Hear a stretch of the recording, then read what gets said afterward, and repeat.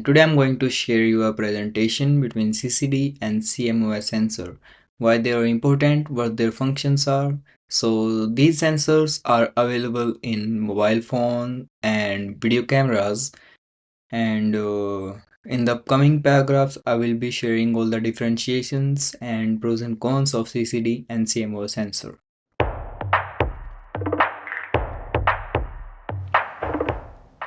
In this presentation, I will be explaining how these two types of image sensor work, the differences between them, and why these differences are important for anyone involved in media production, whether you are a filmmaker, photographer, or someone who just loves taking pictures from their phone.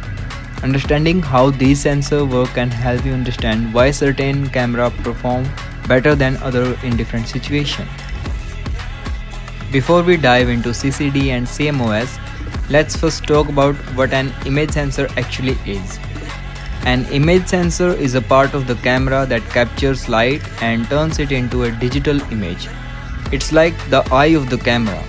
When you take a photo, light from the scene enters the camera through the lens and hits the sensor. The sensor then turns that light into electrical signal, which are processed to create the picture or video which you can see on the screen. Think of the sensor like a digital version of film in old film cameras. The only difference is it's much faster and everything happens electronically, which means no film, no darkroom, and no waiting room for the photos to develop. Let's start with CCD, which stands for Charge Coupled Device. This is one of the older type of image sensor and it works a little bit differently than newer CMOS sensor. With CCD, light hits the pixel on the sensor and each pixel collects the light and sends the data across the sensor to be processed. Imagine it like a relay race where each pixel passes the information along until it reaches the end of the line where it's processed into an image. Good things about CCD is that the image quality. CCD sensors are known for producing very high quality and clear image. They capture more details and produce sharper photos. So if you are a professional photographer or filmmaker, you might prefer CCD sensor over CMOS sensor.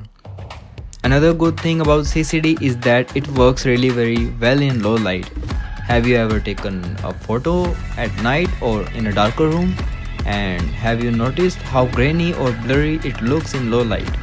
Well, CCD sensors are good at reducing that grain, which are known for noise, and give you the clear picture even in the dim light. If I talk about bad thing about CCD, CCD sensor do have some downsides.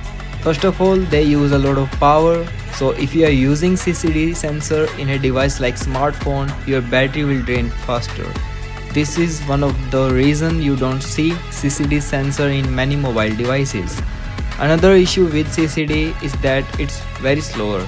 Since the data has to be passed from pixel to pixel, CCD can be slower at capturing fast moving images.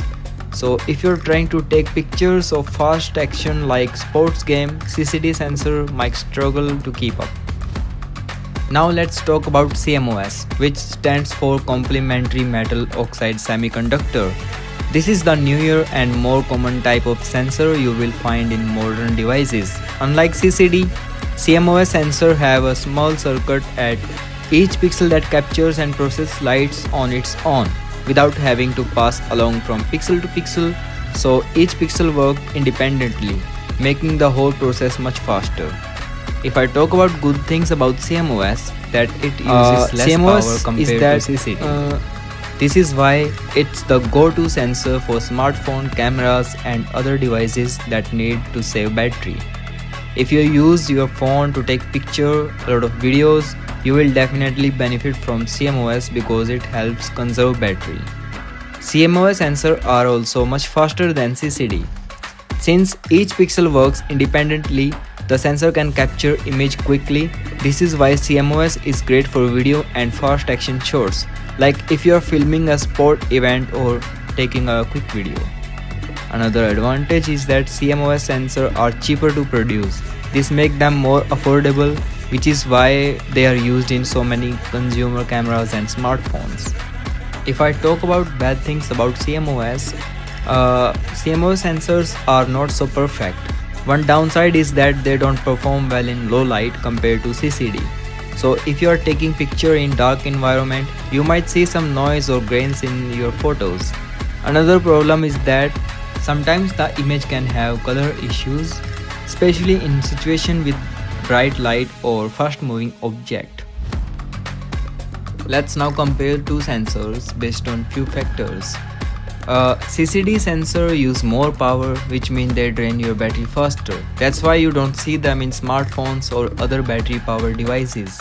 Whereas CMOS is much more power efficient. That's why it's the perfect fit for devices that need to save battery like smartphones. If I talk about image quality, CCD is better when it comes to image quality because it is great for low light condition. If you are in a dim room or shooting at night, CCD will give you clearer and less grainy photos. CMOS is still good in most lighting, but you might notice some noise in low light condition. It's not quite as good as CCD for nighttime photography. So to sum up, both CCD and CMOS sensor have their pros and cons. CCD is great for professional filmmakers who need the best image quality in controlled environment like movie set. CMOS on the other hand is perfect for smartphones and other devices where battery life and speed are more important. Understanding the differences between CCD and CMOS can help you choose the right camera for your needs, whether it's making for your film or just snapping a selfie.